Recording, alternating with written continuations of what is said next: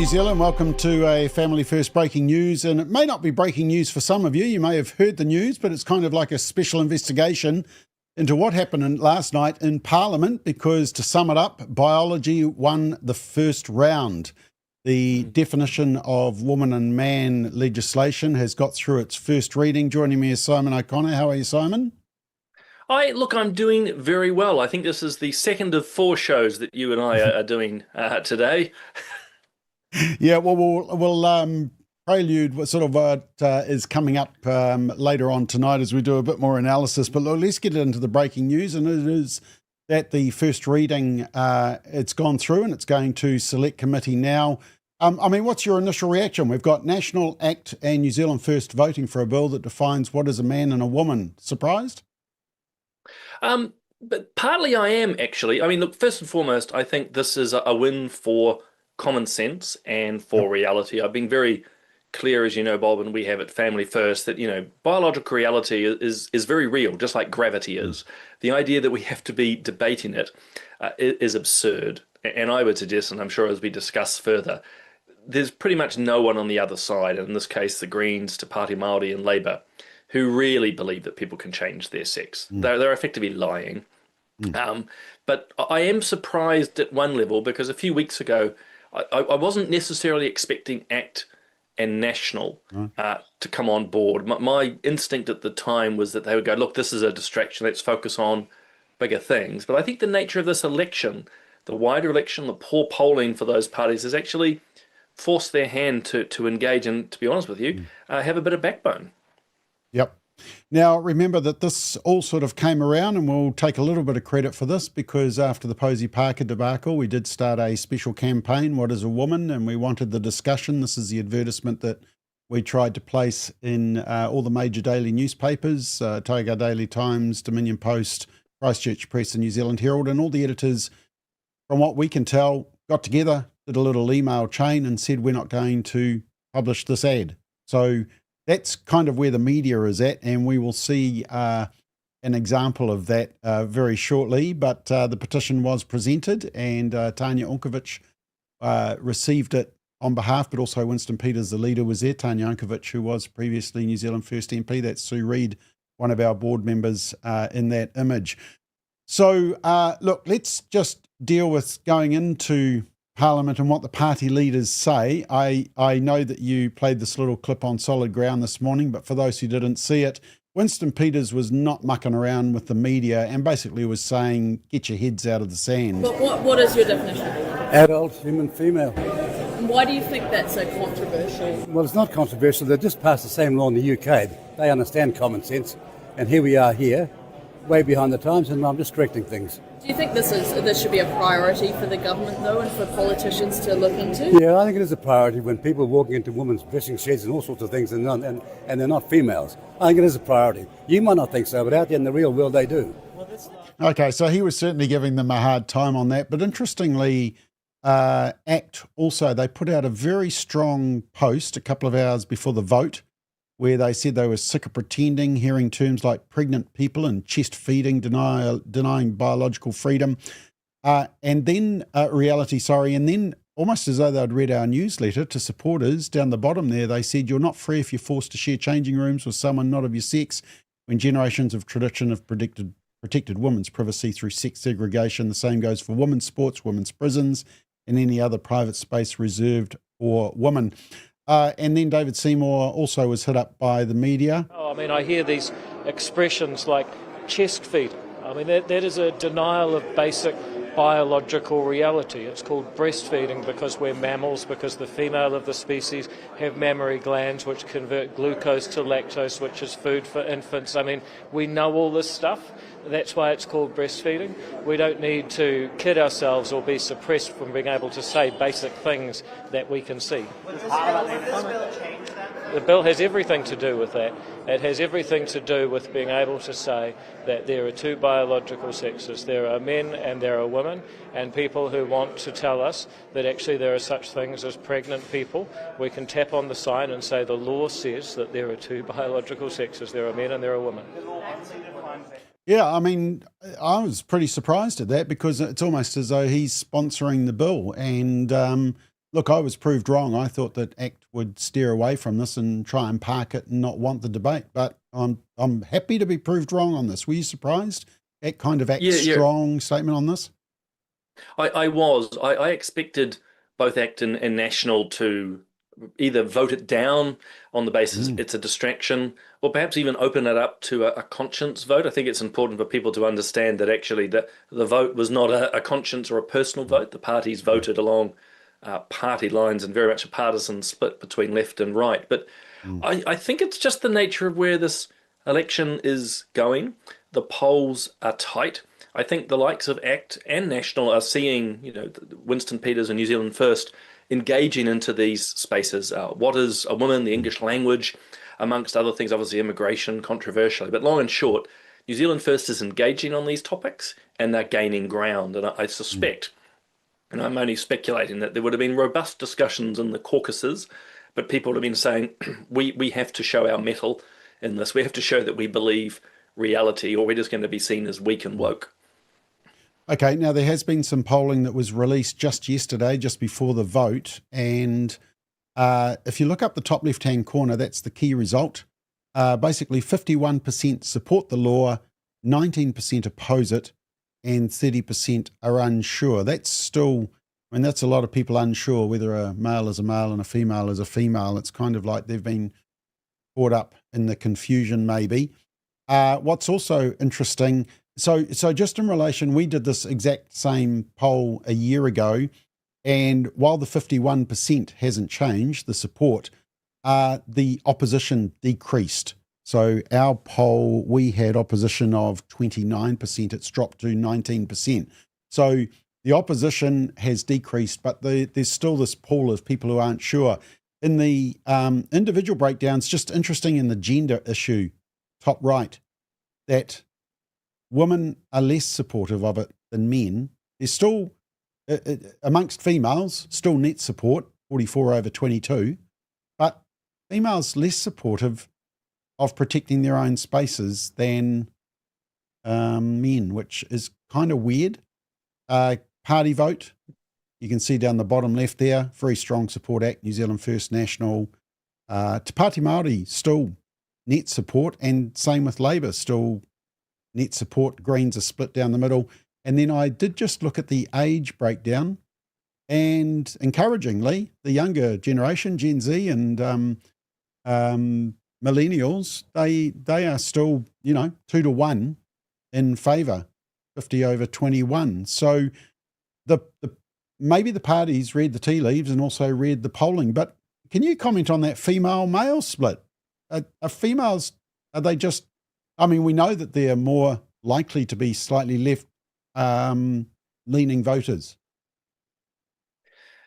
I'm trying to find the word for it, and I'm struggling, I have to admit, but a number of psychologists talk about it in the very general sense that women do try to sort of align their views with each other.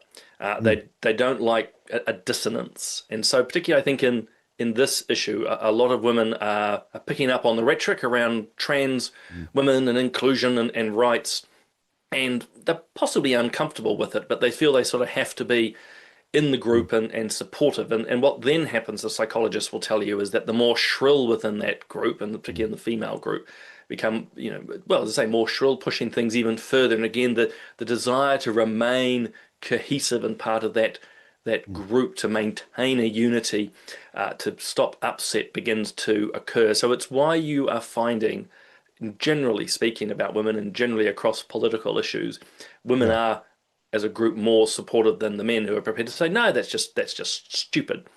So it doesn't matter if it's around trans rights or climate change or immigration, treaty issues, you name it. By and large, women sort of tend to pull together more cohesively as a group than men. Other psychologists and sociologists would talk about this as sort of a suicidal empathy at the end of the day. That, in this case, a whole lot of women say, no, it's perfectly fine that men can come into our spaces, into our daughters' spaces, compete and beat us in sport, take away our various rights. Oh, that's okay. It's just, it's weird, maddening, but I think it is explainable. Okay, let's just take in a couple of the speeches, just a couple of excerpts, and let's start with the positive. And I think very positive was, firstly, obviously New Zealand First, and Jenny Marcroft, who's sponsoring the bill. So let's just start with her Since opener. Adam and Eve, people have known what a woman and a man are, and even if you're not a person of faith, people have known this since the dawn of time. New Zealanders should have confidence that their institutions and the very language of their laws reflect reality. Clarity in law is not a distraction. It is a prerequisite for a functioning society. Social cohesion is destroyed when a minority tries to use social engineering to redefine reality for the quiet majority. True cohesion comes from laws that make common sense and protect our communities. Yep, and just very nicely, she actually gave a shout out to Family First. I'd like to acknowledge a couple of other people. Suzanne Levy for your advocacy from Speak Up for Women, Bob McCoskrie from Family First, and one other email. Okay, so that was very nice. Obviously, they were getting a lot of emails from Family First supporters, which they did allude to, and we'll come back to. And just before you comment on that one, also Karen Chua's speech from ACT was very good. This bill asked Parliament to affirm something that until very recently, most New Zealanders never imagined would be controversial, that men and women are biologically different. Not socially different, not stereotypically different, biologically different. For many New Zealanders, the confusion is not about science. It is about why speaking plainly about basic reality has suddenly become treated as offensive. Because most people understand instinctively that biological sex is real. It is observable at birth, and it matters in medicine, reproduction, sports, prisons, and spaces where privacy and safety are important. Yet increasingly, people are being told that acknowledging these realities is somehow hateful or discriminatory. It is not hateful to observe reality. It is not hateful to believe women deserve fairness in sport, or that vulnerable women deserve sex-based protections, and that it's not hateful for mothers to want language that recognises motherhood without being treated as exclusionary for using the word woman. What many New Zealanders are growing tired of is the pressure to pretend.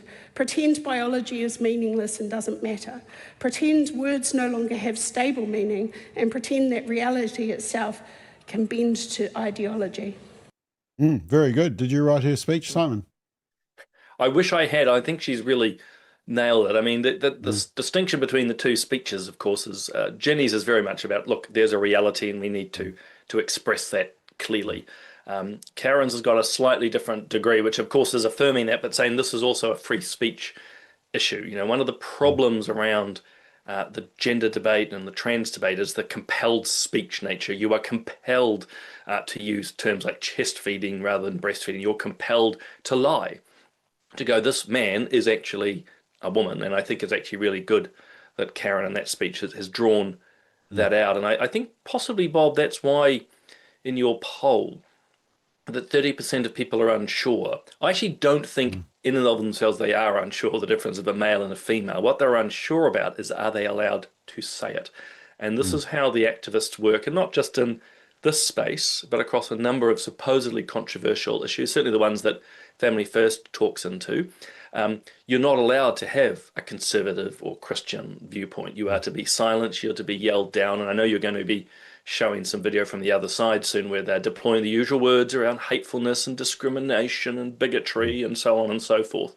It's a classic tactic. But I think the encouraging thing with the vote last night is the majority of the parliamentarians are going, we're over it. And your poll clearly shows that the majority of New Zealanders are over it. Okay, now let's just deal with the other supporting party, which is National, and there were some red flags. So a couple of speeches from National MPs. The first one was from the Minister for Women. Now, the Minister for Women is Nicola Grigg, and she responded to our petition that we presented last year, and in it she said that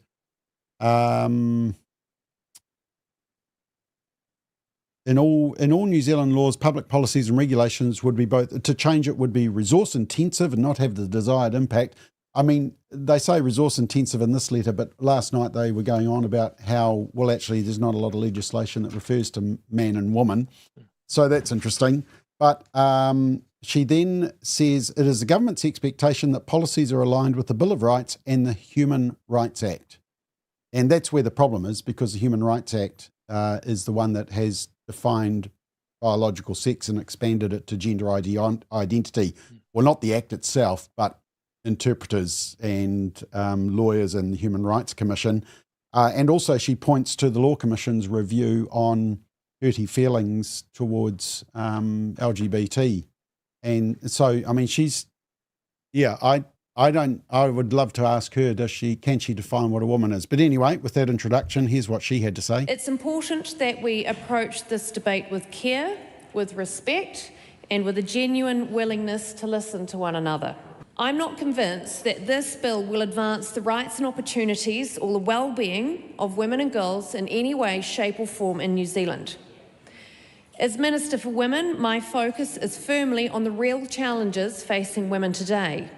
I note Shannon Halbert has called me a dirty sellout. Okay, so she's referring to Labour MP Shannon Halbert, a big proponent of radical RSC and other programs like that. I did make a very clear point that for this bill to advance the rights of women and girls in this country, this conversation must be respectful. And you can do better than that, Shannon Halbert. Okay, so that was a little bit of a telling off there. But yeah, she sort of raises red flags. I mean, she wants what's best for women, and yet it's women who are actually saying they want ability to have women-only spaces. Rima Narkley from National also spoke. I'd like to refer to one of the ladies in my electorate in the Conifer Grove suburb that wrote to me and ended her letter with, please ensure that language in law reflects biological reality. Where the needs of others need to be protected, let it be done explicitly in specific legislation, but the overall definition should refer to biology. Yeah, I wanted to play that just to remind people that it is worth emailing MPs. They do read them, and when they are respectful and, well argued, then MPs do take note. Tom Rutherford also made the same point. One email I received from a constituent, and I want to quote him. He said, "Women and our female children and grandchildren need to be safe without the threat of, in this case, biological males taking advantage." Mr. Speaker, many of the emails I received from local constituents share that concern. There is genuine and widespread concern, and that's why we are supporting this bill at the first reading. The debate needs to be respectful, needs to be compassionate, it needs to be based on evidence and not ideology. So there was certainly a lot of social media traffic chatter around the Minister for Women, Nicola Grigg, who seemed to be saying, well, this bill's not really worth it and it's not going to achieve much, but we'll support it through the first reading. What do you take from her comments? Listening to her speak last night, comments that I've known of the past, the report or the reply that she sent to Family First shows that she's actually deeply uncomfortable with biological reality. I think that comes across very, very strongly. And I think it's one of the ironies that perhaps, like in Australia and elsewhere, the Minister for Women actually doesn't know what a woman is. I think it's one of the tragedies we're seeing actually within the political class. I better be clear actually to our viewers and listeners, I'd scrap the Ministry of Women in a heartbeat if I ever had the chance. I think it's an absolute waste of time. And it's a double waste of time when a minister doesn't actually know what a woman is. So that's my take. I could be wrong. Nicola may well know the differences, but I thought it was a very, very hesitant speech. Although she does have one good point, and others as well, is that the bill as it's currently drafted probably doesn't have a massive impact beyond symbolic. I think it will, how would I try to put it?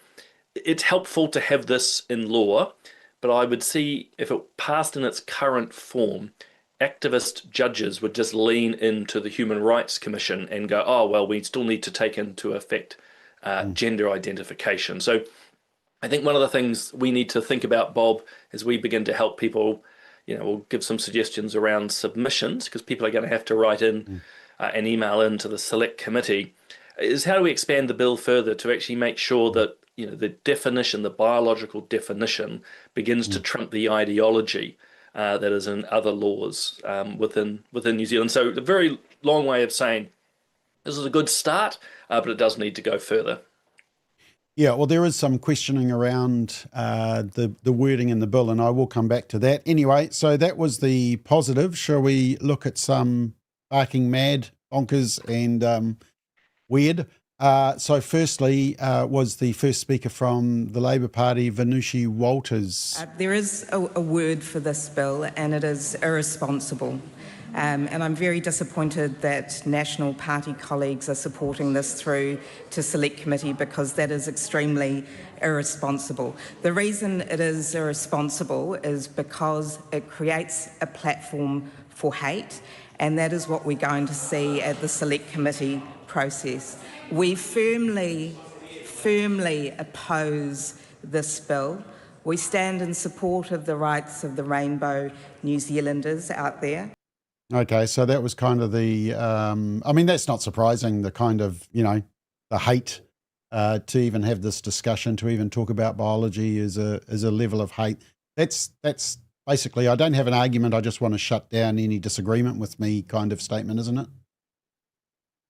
It's the classic position of the far left, of progressives, those into intersectionality, that anyone who has an opinion different to them is dangerous, is hateful, and therefore has to be crushed and quashed, which is why, actual women have been literally physically beaten by supporters of the Labour and the Green Party and abused. It's the classic case, and not just around this issue, around the definition of women.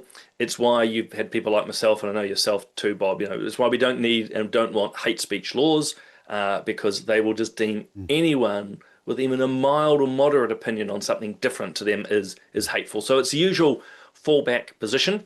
I would just point out, of course, and I know Venushi, and I actually have a lot of time for her as a person, but, they don't seem to be worried about the irresponsible, violent, and aggressive behaviour of the mates that they've got, and be it their unions or in the Hikois, or of course your pro-Hamas marches every week. Oh, that's all perfectly fine.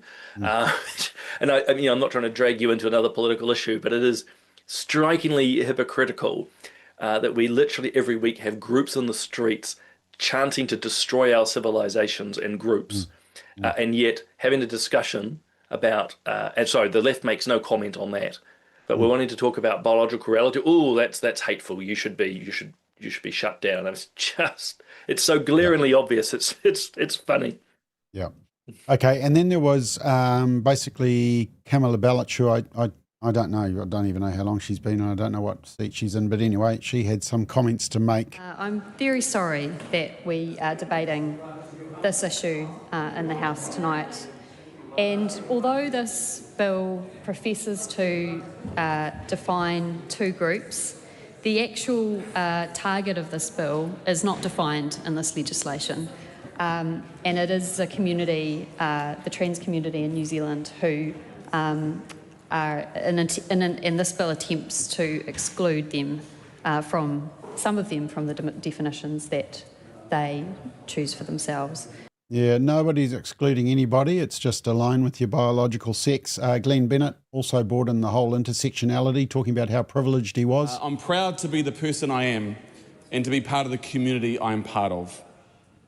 And while I acknowledge my privilege, I'm a white, cis, gay man, I cannot fathom what it is like to be a member of the transgender community. This bill isn't just a legal tidy-up. It is a political choice, a choice to single out and target some of our most vulnerable communities. At its heart, this debate is not about definitions. This debate is about who is in and who is out, about who is included and about who is excluded. Yeah, it's the usual argument, who is included and who is excluded. There's no excluding, just play in the sports of your biological sex, use the toilet and changing room of your biological sex. There's no exclusion at all. But yeah, once again, exclusion, hate, it's the usual mantras, isn't it? It is. I was laughing because, of course, he doesn't have the wherewithal to see that he's drawing boundaries around himself as well. We should just be inclusive of all, and yet I'm going to now describe myself as a privileged white cis gay man. Okay, so is that 5 boundaries, 5 discriminatory boundaries he's just drawn around himself. Why didn't he just say, I'm a thing, and therefore anybody can be part of this thing? So And the this irony is, again, is to be gay, you actually have to recognise genders, don't you? Well, strictly, and this is, I know, some of my gay and lesbian friends are getting quite upset that all of a sudden, men who think they're women are claiming to be lesbians, and then the actual lesbians are getting, if you will, attacked for not wanting to sleep with a biological male. And it's just how everything gets twisted. I think, without turning this into an R16 or beyond, it's not just these biological men wanting to identify as women. They want to dominate that environment. And so you are having real women being excluded from their own sports, their own spaces, and, if you will, even their own sexual expression. And so it's just nuts, absolutely nuts. But again, it's just hilarious, if I was to put it that way, of someone like Glenn speaking there with all his categories, but then saying we shouldn't have categories, everything should just be inclusive. I mean, the contradiction is glaring. Before we hear from the Greens, and I know you're dying to hear from the Greens and Te Pāti Māori, Kamala Bellich, the Labour MP, who I don't know, somehow she incredibly was able to link it to abortion. And she actually made a tacit admission that only women can get pregnant, which I think might have been a slight own goal. And there's another matter which has always been very important to people who have fought for women's rights in that country, and that is the Abortion and Sterilisation Act. In that act, it defines and it references women. Now, the bill that defines the age of maturity, it's actually mentioned in this, I may have actually the age of majority 1970 states that if you do not clarify what adult means, it means someone who is 20. That means if this bill was to pass, as it stands at the moment, and it is a very short bill, so people say it may be changed at select committee, but you're looking at changing almost 50% of the contents, this may prevent women under the age of 20 accessing abortion services. And this shows how problematic this type of bill is. Shocking. Who's that? Who's that to her right yelling out, shocking, shocking? That's the... Is it Jan Tinetti, I think? She's ex-Minister of Education. That's why RSC went the way it did. All right, let's just deal with the issue. I mean, basically, she's just saying that woman is defined as an adult human biological female.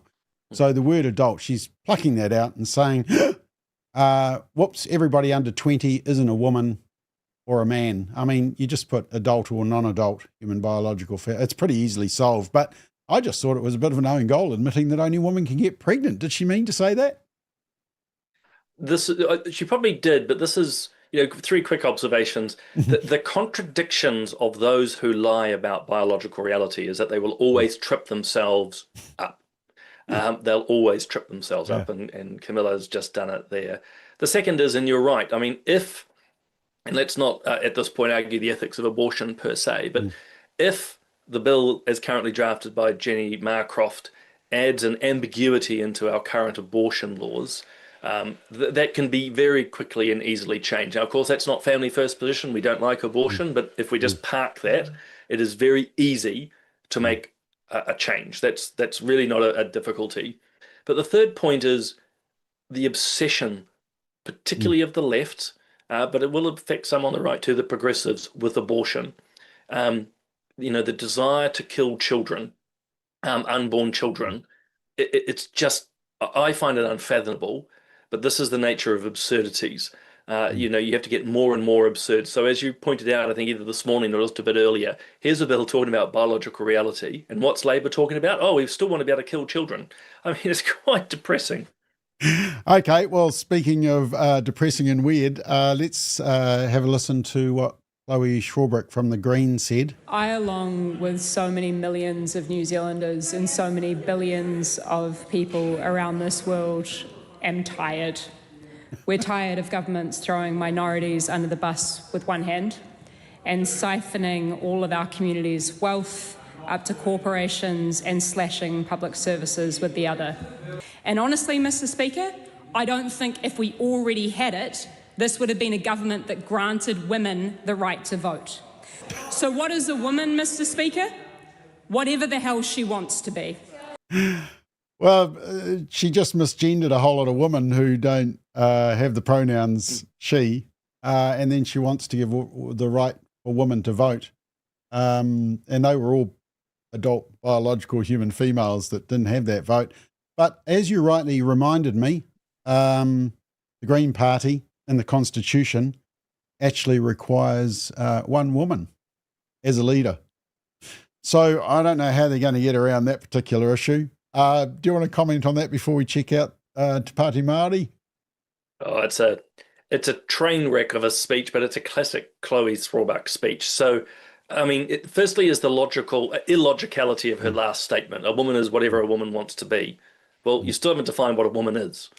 So anyone running around saying, I'm a woman, you go, well, that's fine. What does it mean? It's like saying, I'm a table. Okay, well, what is a table? You know, flat surface, 4 legs. But it's just that constant absurdity. The second is she always gets very emotive and broad. And in some ways, I thought actually a very weak speech, Bob, because she didn't really address the issue. And I'm noticing this in Chloe of late. She's just trying to divert back to wider, broad messages. Economy. And then the last... Yeah, exactly. It's not working for them. But I also thought it was funny. She clearly can't count, millions of New Zealanders and billions around the world. Well, there's only about 6, is there? Or are we up to 7 or 8 billion people now? She seems to claim a majority of people are on her side, including millions in New Zealand, which is a bit of a surprise. Then they can't even get 7% of the vote. Exactly. All right, Te Pāti Māori, and Irini Kaipara was the speaker, and she did a lot of the speech in Māori. And so I'm just going to show you a little clip, but the interesting thing is that there's actually a gendered comment in what she says. Have a watch. Tōna auahatanga, tōna ngākau, tōna pūmanawa. Nā, ka tupu ngātahi te wairua me te tinana, I roto I te kōpū o te whaia a whānau noa. In a simple translation, a human being is just that. Yeah, there it is. Talks about a human being growing in the belly of their mother. Being descended from te wāhingaro, from Io, from Rangi e tūnei, from Papa e takoto nei, from our... So, I mean, well, I know you've got to serve. Go for it. Oh, I just think she's completely and totally full of it. And, I think it actually does a lot of damage to Te Ao Māori. As well, because again, she is just completely full of it. Her whole speech was, there is no such thing as biological or sex realities in Māoridom. Well, I would invite Irini to go and try and speak as a woman, a wahine, on a marae. And she knows as well as I do, and you do, and every one of our listeners, she ain't got the right to speak on a marae because she's a woman.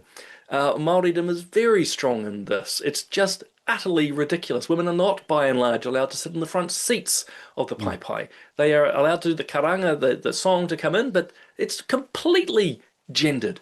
The notion of mother, and she actually spoke about this when she was first elected. She just changes her tune to suit. So when she was first elected, she talked about being a mother and holding a child in her belly, and it had been so essential to Māori identity. But now she tries to twist tikanga to suit in this particular space and says it's just all about tangata or the people.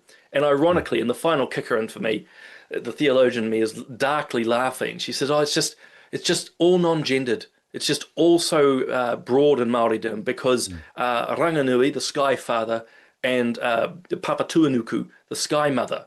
It's like, do you not see, Irini, you've just gendered things instantly to try and justify this. It's just so stupid. It's beyond words, and I just want to return to where I started. It's this sort of absurdity from the Irinis and others which actually do damage to people's wider understanding of Te Ao Māori because they just keep twisting it to suit their political agendas of the day.